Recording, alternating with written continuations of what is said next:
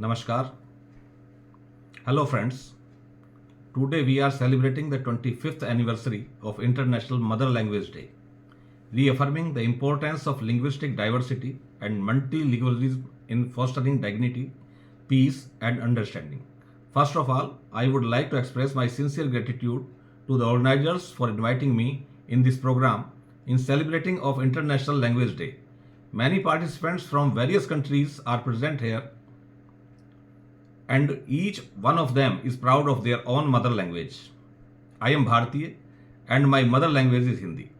I am proud of thinking, writing and speaking in Hindi. Today is International Mother Language Day, so I will also communicate with you in my mother language. तो मित्रों,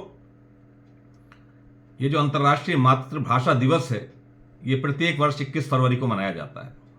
इसका उद्देश्य दुनिया भर में सांस्कृतिक और भाषाई विविधता को बढ़ावा देना है। यूनेस्को द्वारा मान्यता प्राप्त ये दिन मातृभाषा के संरक्षण और बहुभाषी शिक्षा सुनिश्चित करने के महत्व पर प्रकाश डालता है। इस वर्ष 2025 में अंतर्राष्ट्रीय मातृभाषा दिवस की रजत जयंती है। इसका उद्देश्य भाषाई और सांस्कृतिक विविधता और बहुभाषिकता के बारे में जागरूकता को बढ़ावा देना। अंतर्राष्ट्रीय मातृभाषा दिवस की घोषणा 1999 में यूनेस्को द्वारा की गई थी और 2000 में वर्ष 2000 से इसे प्रतिवर्ष मनाया जाता है। 2002 में संयुक्त राष्ट्र महासभा ने आधिकारिक तौर पर इसके महत्व को मान्यता दी। इस दिवस को मनाने का विचार बांग्लादेश में 1952 के भाषा आंदोलन से प्रेरित होकर आया था, जहां ढाका के छात्रों ने उर्दू को पाकिस्तान की एकमात्र राज्य भाषा के रूप में थोपे जाने के खिलाफ विरोध प्रदर्शन किया था। इसलिए ढाका के छात्र धन्यवाद के पात्र हैं कि उन्हीं के कारण यह अंतर्राष्ट्रीय मातृभाषा दिवस अस्तित्व में आया। 21 फरवरी 1952 को इस आंदोलन में कई छात्रों की जान भी चली गई थी।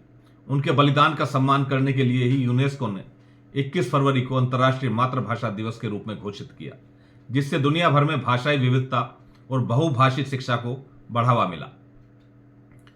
चूंकि यह मातृभाषा दिवस है, इसलिए यह भी जानना आवश्यक हो जाता है कि मातृभाषा क्या होती है। मातृभाषा, जिसे हम प्रथम भाषा या मूल भाषा भी कह सकते हैं, ये वो भाषा है जिसे कोई व्यक्ति जन्म से ही सीखता है और बोलते हुए बड़ा होता है। ये वो भाषा है जो किसी व्यक्ति के परिवार या समुदाय द्वारा बोली जाती है और अक्सर घरेलू वातावरण में उपयोग की जाने वाली भाषा यह है। मातृभाषा किसी व्यक्ति के जीवन में महत्वपूर्ण भूमिका तो निभाती ही है, क्योंकि ये उसकी पहचान और संस्कृति को आकार देती है।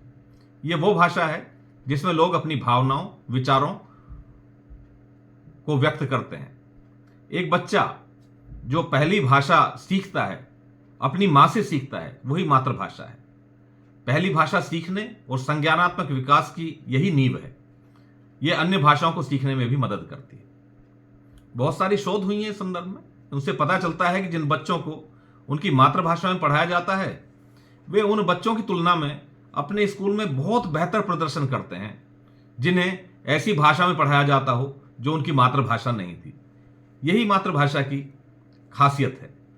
भाषा सीखना तब आसान हो जाता है जब ये उन अवधारणाओं से संबंधित हो जिससे बच्चा अपनी मातृभाषा से पहले से ही परिचित है। इसके अतिरिक्त जो मातृभाषा है, ये सांस्कृतिक विरासत और परंपराओं के संरक्षण में भी मदद करती है।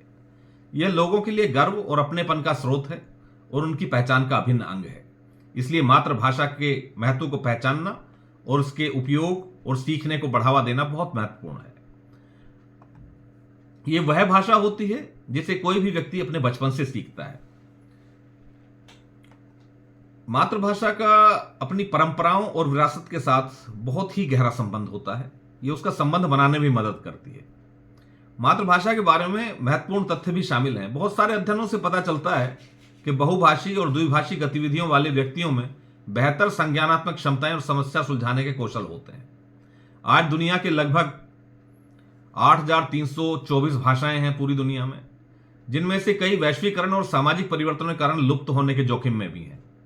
भारत में 121 भाषाएं हैं जो 10,000 या उससे अधिक लोगों द्वारा बोली जाती हैं।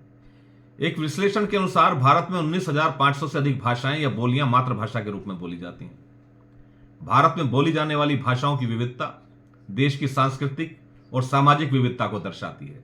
वैसे भारत में 22 आधिकारिक भाषाएं हैं जो संविधान की 8वीं अनुसूची में अंकित है। यह भी सर्वविदित है कि एक मजबूत मातृभाषा फाउंडेशन बच्चों को अतिरिक्त भाषाएं सीखने के लिए आवश्यक कौशल से लैस करता है, जिससे उन्हें भाषा की संरचना की अपनी समझ को कई नई भाषाओं में स्थानांतरित करने की अनुमति मिलती है। जब बच्चे अपनी पहली भाषा सीखते हैं तो व्याकरण की जो समझ सहज विकसित होती है उसे अन्य भाषाओं तक आसानी से पहुंचाया जा सकता है। कार्यस्थल में बहुभाषावाद एक तेजी से मांग की जाने वाली विशेषता बन गई है आज, लेकिन इस लाभ को बढ़ा चढ़ाकर नहीं बताया जा सकता।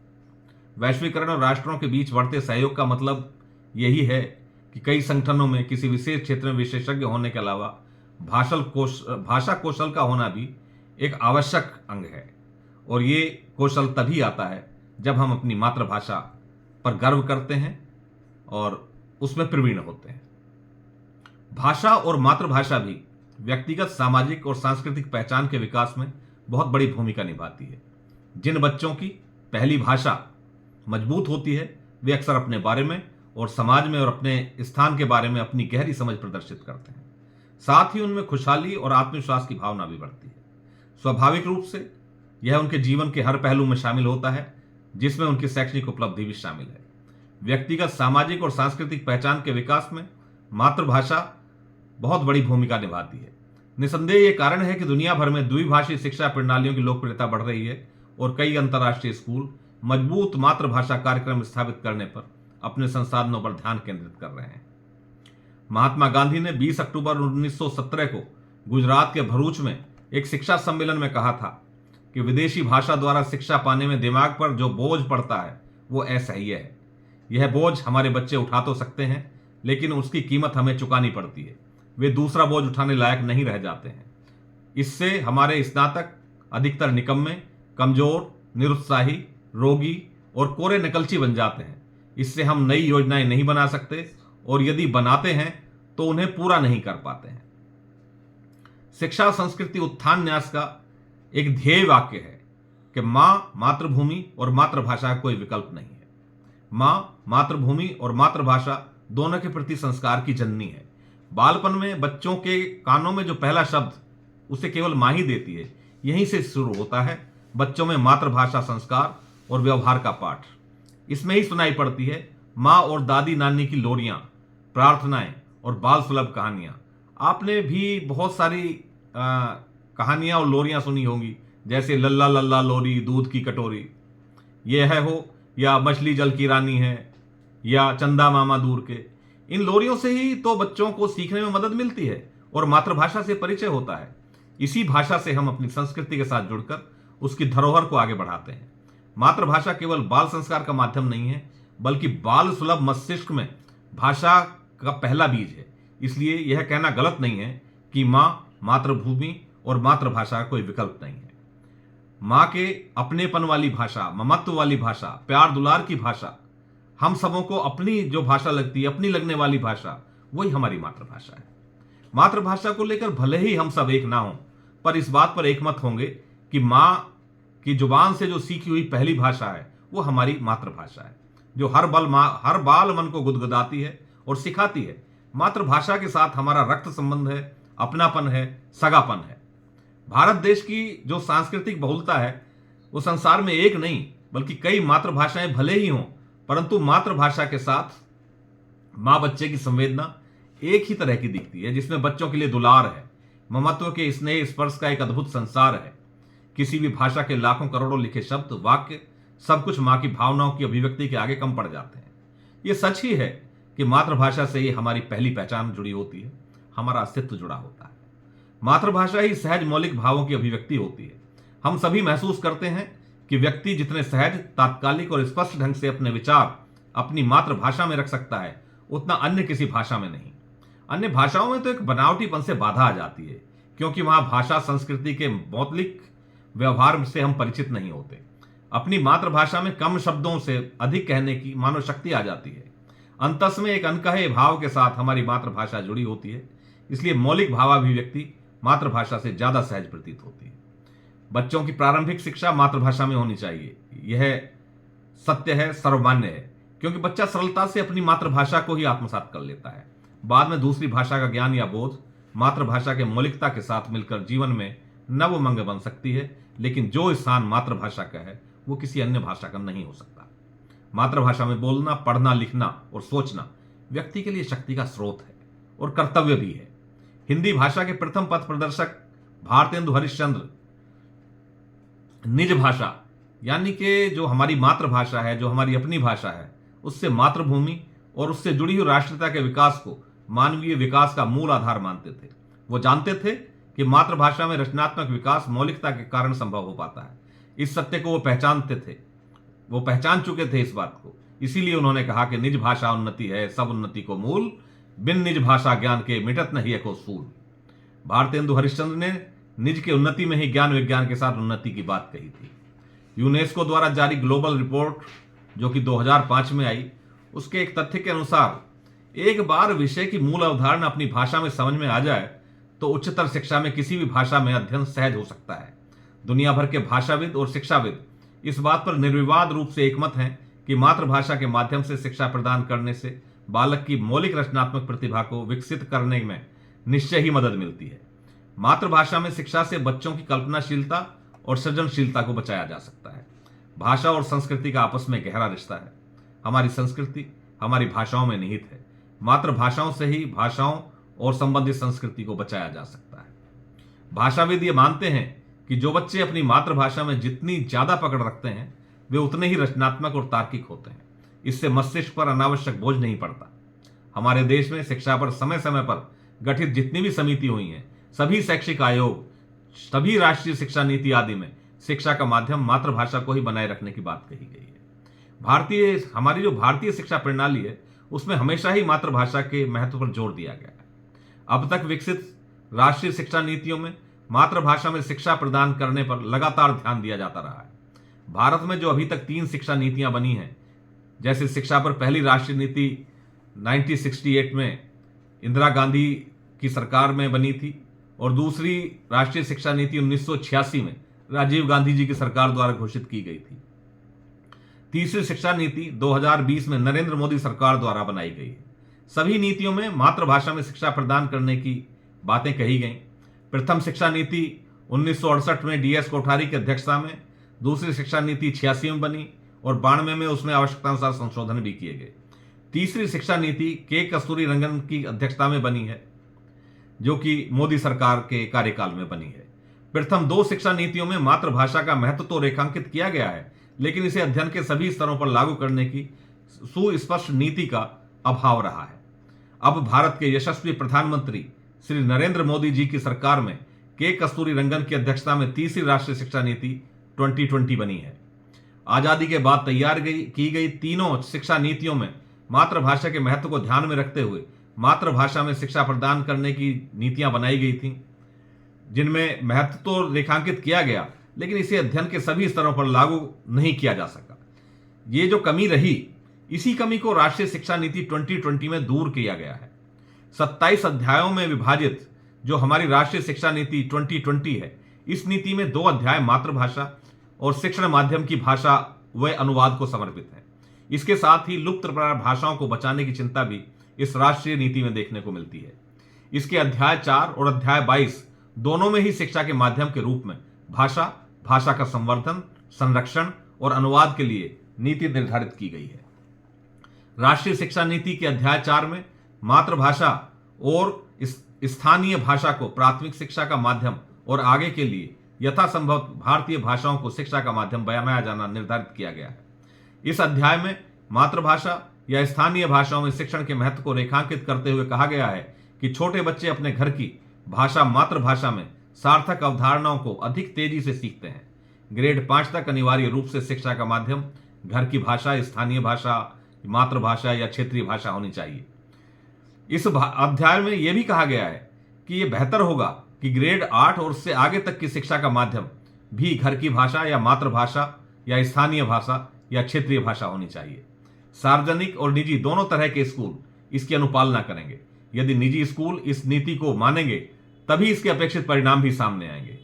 इसमें इस बात को स्पष्ट तौर पर रेखांकित किया गया है कि किसी भाषा को सीखने के लिए शिक्षा का माध्यम होने की आवश्यकता नहीं है। राष्ट्रीय शिक्षा नीति 2020 के अध्याय 22 में समस्त जितनी भी भारतीय भाषाएं हैं उन भाषाओं, कला और संस्कृति का संवर्धन करने की बात कहते हुए शिक्षा प्रणाली में बहुभाषिकता को समय की आवश्यकता बताया गया है। इस अध्याय में यह स्पष्ट है कि संस्कृति के संरक्षण, संवर्धन और प्रसार के लिए हमें उस संस्कृति की भाषाओं का संरक्षण और संवर्धन करना होगा। इसके लिए पहली बार शिक्षा नीति में लुप्त हो चुकी और लुप्त प्राय भाषाओं पर भी चिंता व्यक्त की गई है। इसमें उल्लेख किया गया है कि हमारे भारतवर्ष में विगत 50 वर्षों में 220 भाषाओं को खो दिया है। यूनेस्को ने 197 भारतीय भाषाओं को लुप्त प्राय घोषित किया है। विभिन्न भाषाएं विलुप्त होने के कगार पर हैं। यदि शिक्षा प्रणाली बहुभाषी होगी और भारतीय भाषाओं को शिक्षा का माध्यम बनाया जाएगा तो काफी हद तक इस समस्या का निपटान किया जा सकता है। भाषा के लुप्त होने पर पूरे समाज को क्षति होती है और हजारों वर्षों में सहेजी गई विरासत और धरोहर नष्ट हो जाती है। इसी अध्याय 22 में भारत के संविधान की 8वीं अनुसूची में दर्ज सभी भाषाओं के समक्ष जो संकट उत्पन्न हो गया है उसकी बात भी उठाई गई है। ये भाषाएं भी कई प्रकार के संकटों का सामना कर रही हैं। भाषाओं को चुनौतीपूर्ण स्थितियों से बचाने के लिए और उनको प्रासंगिक और जीवंत बनाए रखने के लिए उच्चतर गुणवत्तापूर्ण अधिगम और प्रिंट सामग्री का सतत प्रवाह बनाए रखने की अपेक्षा भी इस नीति में की गई है। समसामयिक मुद्दों और अवधारणाओं को इसमें व्यक्त करने की क्षमता बनाने के लिए इन सभी भाषाओं के शब्दकोश और शब्द भंडार को आधिकारिक रूप से लगातार अद्यतन करने की आवश्यकता जताई गई है। ऐसा कार्य दुनिया के अन्य देशों द्वारा अपनी भाषाओं की प्रासंगिकता बनाए रखने के लिए भी समय समय पर किया जाता रहा है। यूनेस्को द्वारा जारी वैश्विक रिपोर्ट में, जो कि 2005 में प्रकाशित हुई थी, कहा गया है कि एक बार किसी विषय की मूल अवधारणाएं अपनी मूल भाषा में समझ ली जाएं तो उच्च शिक्षा के लिए किसी भी अन्य भाषा में अध्ययन करना बहुत आसान हो जाता है। दुनिया भर के भाषाविद और शिक्षक इस बात पर सहमत हैं कि मातृभाषा में शिक्षण बच्चे की अंतर्निहित रचनात्मक प्रतिभा को विकसित करने में महत्वपूर्ण रूप से सहायक होता है। मातृभाषा में दी जाने वाली शिक्षा बच्चों की कल्पना और रचनात्मकता को बनाए रखने में मदद कर सकती है। विभिन्न शोधों और साक्ष्यों से यह पता चलता है कि दुनिया की 40% आबादी को उस भाषा में औपचारिक स्कूली शिक्षा नहीं मिलती जिससे वे परिचित होते हैं। यह भी बताया गया है इन शोधों में कि जो छात्र अपनी मातृभाषा में सीखते हैं वे अवधारणाओं को बेहतर ढंग से समझने और जानकारी को बनाए रखने में सक्षम होते हैं। वे भाषा से अधिक परिचित हैं और किसी विदेशी भाषा की तुलना में इसे बेहतर समझते हैं। बच्चों को उनकी मातृभाषा में पढ़ाने से, विशेष रूप से शुरुआती वर्षों में, जो कि 3 से 8 वर्ष की आयु है, उसके दौरान उच्च प्रतिधारण, उच्च क्षमता, कम अनुमानित ग्रेड और बेहतर परीक्षण स्कोर प्राप्त होते हैं। जो छात्र अपनी मातृभाषा में पढ़ते हैं वे सीखने की प्रक्रिया में अधिक संलग्न होते हैं। ऐसा इसलिए है क्योंकि वे विषय वस्तु को अधिक प्रभावी ढंग से समझ सकते हैं और विषय वस्तु में अधिक रुचि रखते हैं, जिससे सीखने के परिणाम बेहतर होते हैं और ड्रॉप आउट की दर भी कम हो जाती है। शिक्षा के माध्यम के रूप में मातृभाषा को बढ़ावा देकर छात्र अपनी संज्ञानात्मक क्षमताओं को अधिक प्रभावी ढंग से विकसित कर सकते हैं, जिससे सीखने के बेहतर परिणाम प्राप्त हो सकते हैं। शिक्षा के माध्यम के रूप में मातृभाषा को बढ़ावा देने से देश की सांस्कृतिक विरासत को संरक्षित करने में मदद मिलती है। अपनी मूल भाषा में शिक्षा प्राप्त करने से छात्र अपनी संस्कृति को अधिक प्रभावी ढंग से समझ और सराह सकते हैं। इससे सामाजिक एकता और राष्ट्रीय एकता को भी बढ़ावा मिलता है। छात्रों को बेहतर संचार कौशल विकसित करने में मदद मिलती है क्योंकि वे अपनी मूल भाषा में खुद को अभिव्यक्त करने में अधिक सहज होते हैं और भाषा की बारीकियों को अधिक प्रभावी ढंग से समझ सकते हैं। यह न केवल उनकी शैक्षणिक गतिविधियों में सहायता करता है बल्कि उनके व्यक्तिगत और व्यावसायिक जीवन में भी फायदेमंद है। मित्रों, उदाहरण के लिए जो छात्र अपनी मूल भाषा में सीखते हैं वे जटिल पाठों को बेहतर ढंग से पढ़ने और समझने में सक्षम होते हैं, जो उन्हें कॉलेज और उनके भविष्य के कैरियर में सफल होने में मदद करते हैं। जो शिक्षक अपनी मातृभाषा में पढ़ाते हैं वे अपने छात्रों से बेहतर तरीके से जुड़े रहते हैं, क्योंकि वे अधिक प्रभावी ढंग से संवाद कर सकते हैं और अपने छात्रों को जरूरतों को अधिक प्रभावी ढंग से समझ सकते हैं। इससे सीखने का माहौल अधिक सकारात्मक होता है, जो छात्रों के समग्र विकास के लिए आवश्यक है। साथ ही ई लर्निंग शिक्षा के माध्यम के रूप में मातृभाषा या स्थानीय भाषा अथवा मूल भाषा इनको बढ़ावा देने में महत्वपूर्ण भूमिका हो सकती है। सच बात तो यह है कि जो हमारी पहली पहचान, जो हमारा अस्तित्व है, वो हमारी मातृभाषा से ही जुड़ा हुआ है। बात सिर्फ इतनी है कि हमारी मातृभाषाएं हमारा गौरव या अहंकार नहीं बन पा रही हैं। आवश्यकता इसी बात की है। हमें अपने जीवन में अपने माँ के अस्तित्व पर गर्व करने की आवश्यकता है, अपनी मातृभाषा पर गर्व करने की आवश्यकता है। इसीलिए हम कहते हैं कि माँ, मातृभूमि और मातृभाषा का विकल्प नहीं है।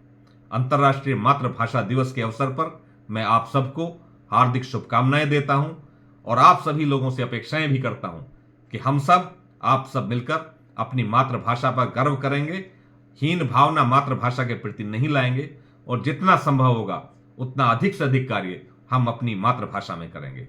मैं अपनी बात इसी आग्रह के साथ समाप्त करता हूं कि आप सब लोगों ने मुझे इस अंतर्राष्ट्रीय मातृभाषा दिवस के अवसर पर इस कार्यक्रम का हिस्सा बनाया। मैं आपका आभार व्यक्त करता हूं। बहुत बहुत धन्यवाद। जय भारत।